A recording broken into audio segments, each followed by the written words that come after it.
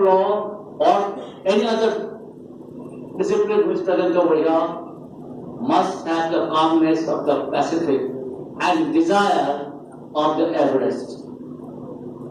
Everest and desire and the calmness of the Pacific should be balanced. Unless you are able to balance your desire and calmness, you will be disturbed. And a disturbed soul or a disturbed personality is not a grown-up personality. But a balanced personality, I would say, without any kind of agitation or inhibition, that is a grown-up, a mature personality.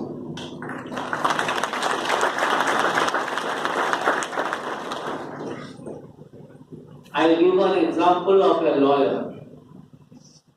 How to meet a situation? The year was 1994. You know, the High Court sometimes sit in full benches, full bench between 3 judges. Supposing that an important issue, the full bench will decide. Supposing that there is a conflict between 2 judges and another 2 judges, the matter will come before the full bench. The lawyer was arguing that's related to challenge to a constitutional validity of a rule. The rule was of 1984, but the challenge was to the rule of 1993. The lawyer proposed at the beginning, may I seek the Lordship's indulgence to refer to 1984 rules. The Chief Justice immediately reacted. Do not show us the 1984 rules. Either 1993 rules shall stand on their own or perish on their own. Then the judge said, I can't develop my argument unless I refer to the 1984 rules. The Lordships must allow me to refer to 1984 rules because there is a sea of difference between 1984 rules and 1993 rules. The Chief Justice again said, what do you mean? Sea of difference, why not ocean of difference? The lawyer is supposed to get demoralized or in a position to answer what to say. But the lawyer maintained his coolness and he replied, hello, if your Lordship will permit me, could I say something? Then the bench said, yes, what's it? The cool answer was that the English language is a funny language. When it rains very badly, we say it rains like cats and dogs. We don't say it rains like tigers and elephants. And therefore the sea of difference, not ocean of difference. The judges smiled and they were kind enough to say, yes, Mr. Counsel, you proceed in your own way. How the table turns, you give an audience to speak. You get an audience from the judges to address. But supposing you would have replied, your Lordships are, then I can't consider the situation. This kind of presentableness, a presentation in a court of law with the presence of mind and idea connectivity. Every lawyer, whether he is practicing law or doing something else, he must have the attitude to have idea of connectivity. Unless he has the idea of connectivity and while he is on his feet, he may not be a very successful lawyer. The other day I told the students who had come to invite me that I don't use the word failure. The failure is not the direct opposite of success. Some other word has to be thought of. I used the word that way, which I don't intend to use now. That cannot also fit the compartment which I intend to say. Some may be more successful, some may be less. But some may have the art, some may have the craft and the skill, and they may get a better reputation than a successful lawyer because they may be choosy and they may be able to develop jurisprudence. Your Vice Chancellor has talked about jurisprudential growth. The younger generation, and I must presently confess, has the potentiality to develop jurisprudence. I have been told to talk to you that there is a kind of confusion among the students what to do after you graduate. There is a play, a drama written by Samuel Beckett, a French Nobel laureate, called Waiting for Godot. I think that must be taught in the post-graduation in English. I don't know whether it is taught here or not. It was taught to the postgraduate students in 70s. There are two characters waiting for Godot. Godot doesn't come. One of the lines in the play is, in this entire universe, one thing is absolutely clear, that we are waiting for Godot. And there is no confusion. So similarly, you are not waiting for Godot because you have to choose. And when there is a choice to be made, a choice to be adopted, and you are the master, you may consult, but eventually you are the master, you must try to eradicate all kinds of confusion.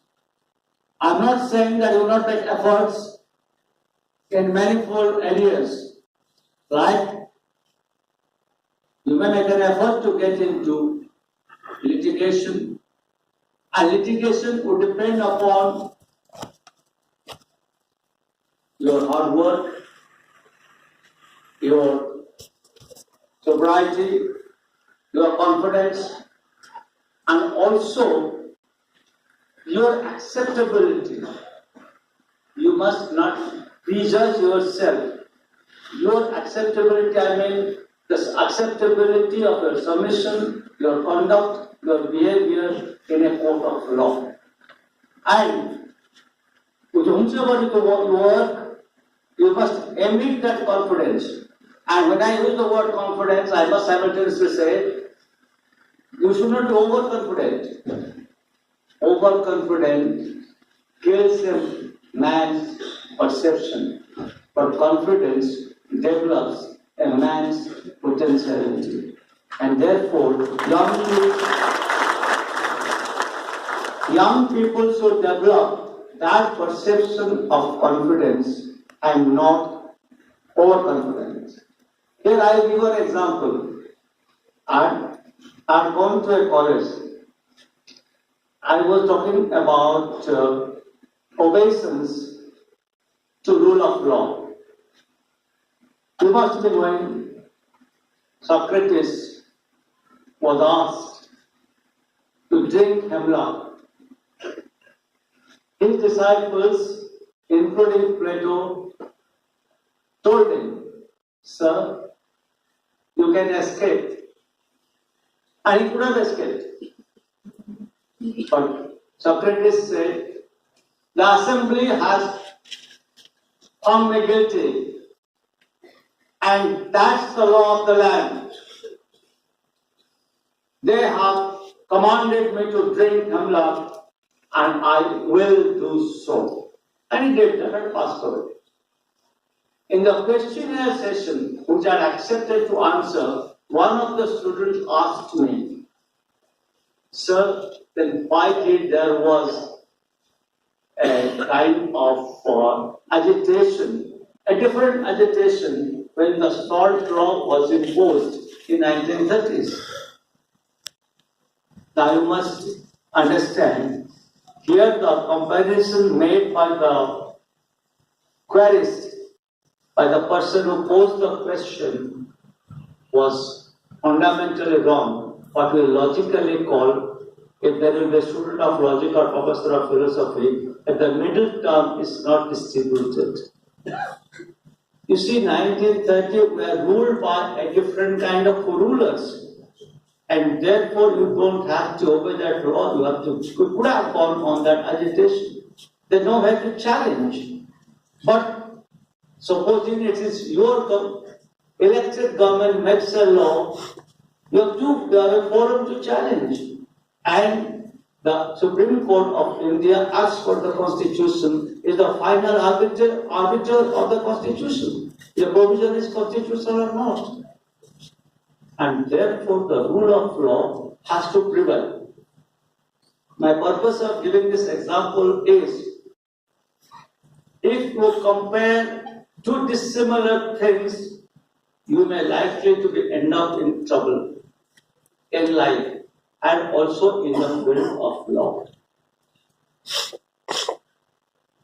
You see, when you choose litigation, you must be confident, presentable, and must have an art of presentation, and you must read the entire judgment before you cite in a court. Sometimes on the basis of the head notes or few paragraphs, judgments are cited. They really do not reflect the issue. They go by this aid of artificial intelligence.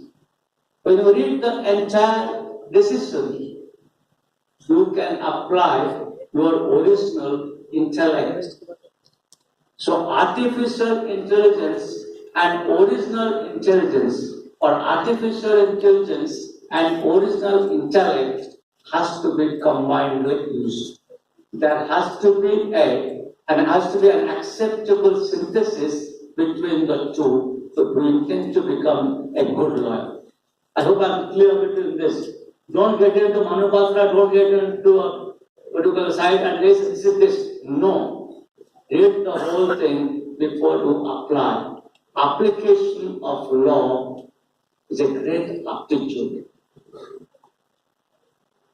I think the other day I shared the idea with some people that do not compare yourself with anyone and do not compete with anyone. Learn from others, and simultaneously also you must develop the art of learning to unlearn. Learn to unlearn. Learn to unlearn means, supposing you have an assumed idea that this is the proposition of law. This is not correct. You must unlearn that. Supposing you have a perception about a particular thing and things are changing, please try to unlearn your own supposition and try to convert your idea to a reality. Yes, this is correct. What I thought was not correct. This idea of learn to unlearn is fundamental to legal learning and legal perseverance. Now I must come to the Vice Chancellor. I have covered Abhinav quite a bit. I covered Kunal initially. And before I close, I must come to Professor Taggi. Professor Taggi is correct that the institution must be proud because they have got 8 sitting Supreme Court judges, including the Honorable Chief Justice of India. I mean, it's a great thing, and we must be proud about it. But the people who are not as fortunate as you are studying over here. But supposing someone is studying where I passed out from, should I feel myself low, or should I say no? I've done this, I've read this, let me cultivate. Let me learn in my own way. Self-cultivation can give you knowledge. in wisdom and definitely information will flow to you. Please ask yourself every day, have I spent some time in self-cultivation? I leave the question mark over there. Am I spending time every day for self-cultivation? When Avinav talked to me, he told me that people are not sure whether they should have get into corporate practice or not. I do not have any kind of quarrel with the corporate practice. But you must be able to understand what you want from a life. If you want to maintain your own independence, if you want to maintain that you should be disciplined in your own way, some money is required, and corporate practice will learn many things apart from earning money. But please realize, you may be a lawyer in the corporate side, but maybe someone who has practiced it will doing very well, and you might be asked to return. So you can experiment there, and if you find there is a chance in other field, you can switch over. Please go with the possibilities. The third part, actually, we felt bad. Now we are not feeling bad. The students from the national law universities and also your campus, they are going at various other places. They are not joining the judiciary. Now I find in last 15 years, when I was the chairman of the, a member of the legal expert in the selection board in the High Court, and I was the Chief Justice of 2 High Courts, I knew how the magistrates were coming. We found students who are studying in National Law University and very good campus like yours are now getting into judiciary. When you are getting into judiciary, you are imparted training, and there is a feeling that yes, you are a magistrate, you have come. I always call the young magistrates or young judicial officers as captains. You know why? I read this poem by Walt Whitman, or I will ask your English professor or lecturer to teach you this poem, though it is not in the course. After Abraham Lincoln died, Walt Whitman wrote, "O Captain, my Captain." And that is why I call the young magistrates as our captains. And that is what matters. Before I take my seat, I can offer another 20 minutes.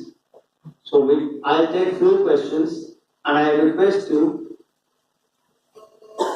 the area of questions should concern to the topic today, or what I have told today, or what you intend to learn. Don't ask me questions like, what do I mean by constitutional morality? What do I mean by constitutional pragmatism? Or what do I mean by transformative constitutionalism? I mean, there's no point in my explaining that to you. For that you have to read judgments.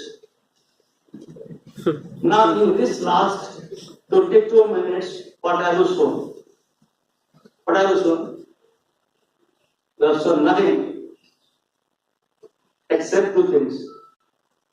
You have shown courtesy and patience. And patience and courtesy requires appreciation, admiration, and sometimes adoration.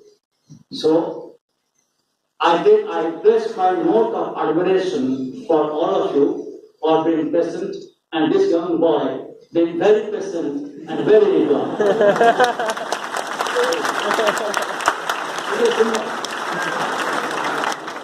It is simple. I was watching him. I was watching this young boy this side and the young man that side. Whether they are listening to me, but I have to share with them. Thank you. Thank you very much.